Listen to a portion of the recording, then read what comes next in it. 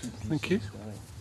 Right, I welcome members to the 11th meeting in 2013 of the Subordinate-Legislation Committee. And we have apologies from Hanzala Malik. I ask members to turn off mobile phones, please. Agenda item 1 is instruments subject to negative procedure, and we begin with the Police Pensions Contributions Amendment Scotland Regulations 2013, SSI 2013-89. There has been a failure to lay the instrument at least 28 days before it comes into force, as required by Section 28.2 of the Interpretation and Legislative Reform Scotland Act 2010. The committee may wish to recognise that, as a result of the policy adopted, it may be necessary that this instrument comes into force on the 1st of April 2013 to ensure consistency throughout the United Kingdom, and that its making was dependent on receipt of confirmation from the Home Office of the applicable contribution rates. The committee may accordingly consider the failure to be acceptable, having regard to the circumstances in which the Scottish ministers found themselves and the consequences of failing to have this instrument come into force on the 1st of April.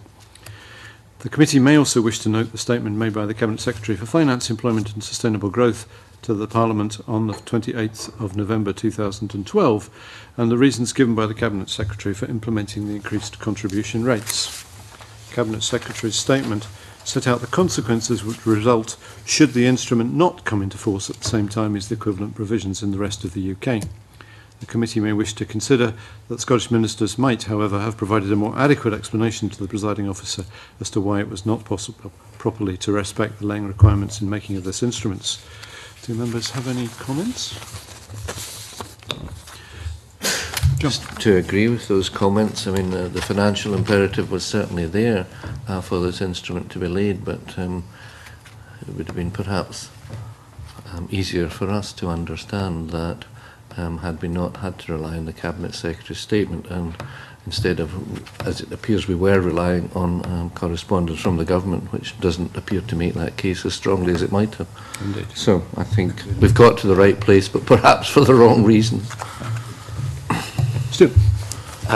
It appears if it had been 28 days, it would have actually come into force some 3 weeks later, which, on my recollection of what the Cabinet Secretary said, that might have cost our budget something in the broad order of £6 million. So it's understandable, but it's slightly surprising that the Cabinet Secretary has not put it in those terms. Indeed.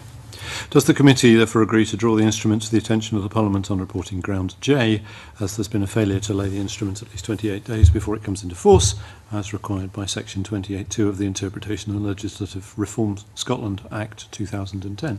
Agree. This committee also agreed to note the update which the Scottish ministers have provided, and which we previously spoke about in relation to the consolidation of the police pension regulations, and does the committee therefore agree to welcome the news that the Home Office is currently working on a draft consolidating instrument, and further welcome the commitment of the Scottish ministers to do everything possible to assist in progressing that project? Agreed. The National Health Service Optical Charges and Payments Scotland Amendment Regulations 2013, SSI 2013-96. That's been a failure to lay the instrument at least 28 days before it comes into force, as required by Section 28.2 of the Interpretation and Legislative Reform Scotland Act 2010.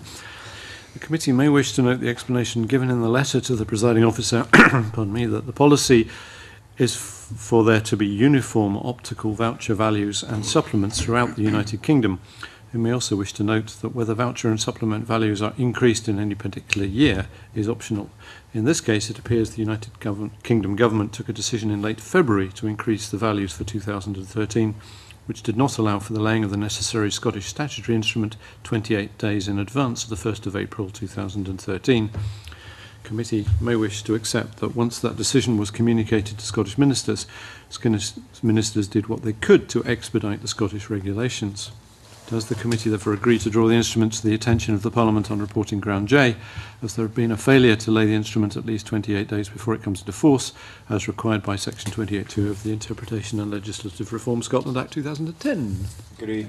Is the committee content with the explanation provided by the Scottish Government? Agree.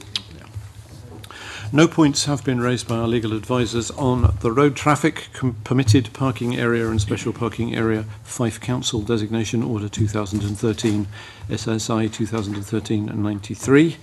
nor on the parking attendants, wearing of uniforms, Fife Council Parking Area Regulations 2013, SSI 2013-94, nor on the road traffic parking adjudicators, Fife Council Regulations 2013, SSI 2013-95, nor on the Scottish Fire and Rescue Service Framework and Appointed Day for Strategic Plan Order 2013, SSI 2013-97, nor on the Title Conditions Scotland Act 2003 Rural Housing Bodies Amendment Order 2013, SSI 2013-100. Is the committee content with these instruments? Content. Agenda item 2, instruments not subject to any parliamentary procedure. The Act of Sederant, Sheriff Court Rules, Lay Representation 2013, SSI 2013-91. Paragraph 5 of this instrument appears to be defectively drafted in that it inserts a new Chapter 2A into the Small Claims Rules. By virtue of the provision in Rule 211D of the Small Claim Rules, lay representation is already permitted in all small claims. However, Rule 2A.2.1 only applies to enable lay representation in proceedings when no other provision which permits a party to be represented before the sheriff by a lay representative is in force. Given that lay representation is permitted in all small claims, it therefore appears that there are no circumstances in which Chapter 2A might apply, and its presence can only cause problems. Does the committee therefore agree to draw the instrument to the attention of the Parliament in reporting ground I, as the drafting appears to be defective? Stuart. I note in Schedule 2, Form A1 and elsewhere in the order in the declaration made by prospective lay representatives at paragraph B, that it is clear that such people cannot receive any remuneration, and that's entirely proper. And of course that absolutely highlights that we are dealing with people who do this without remuneration, are not legally qualified to appear before the courts, and therefore it is important that the legislation surrounding this is as clear and unambiguous as it possibly can be. So therefore I'm very happy to support the reference that you're proposing, Convener. I would like to make the point, Convener, that I find the Lord President's explanation somewhat unfortunate. It's convoluted and unconvincing, and therefore I would express my disappointment. John.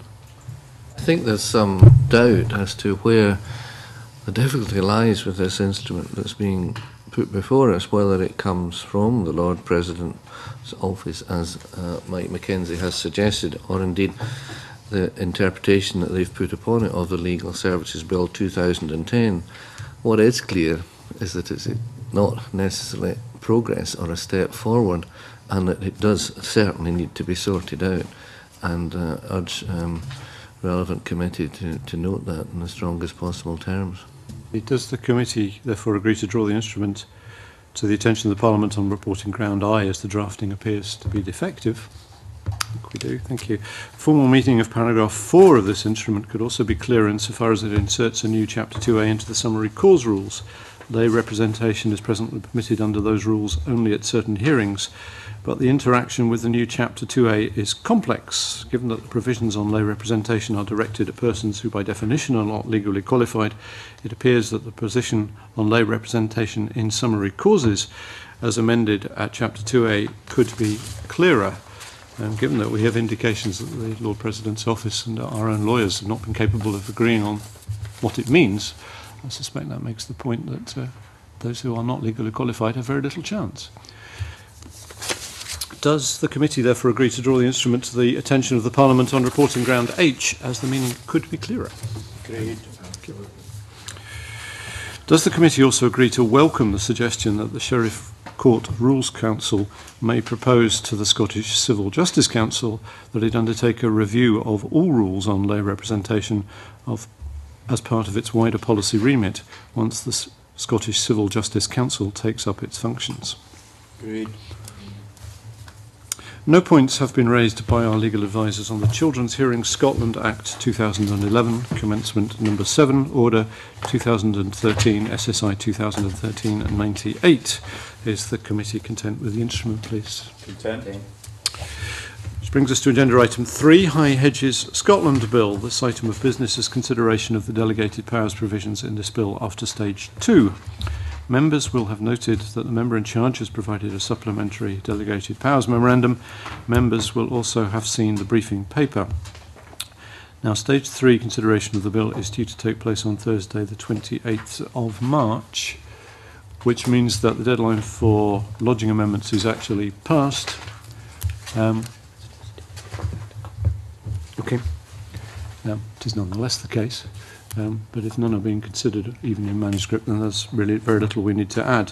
Does the committee agree to report that after stage 2 it does not need to draw the attention of the Parliament to the substantially amended powers in sections 31, guidance, and 34, power to modify the meaning of high hedge? Agreed. Does the committee also agree to welcome the fact that section 34 has been amended in order to address its concerns and the concerns of the lead committee as regards the scope of the power? Agreed. And given that we are agreed on all that, of course, there needs to be no discussion about amendments. Thank you. I think that brings us to the end of our agenda, so I close this meeting. The next one will be held on Tuesday the 16th of April, and I'd be grateful if we just hang on for 2 minutes while we sort out timing, if that's okay, please.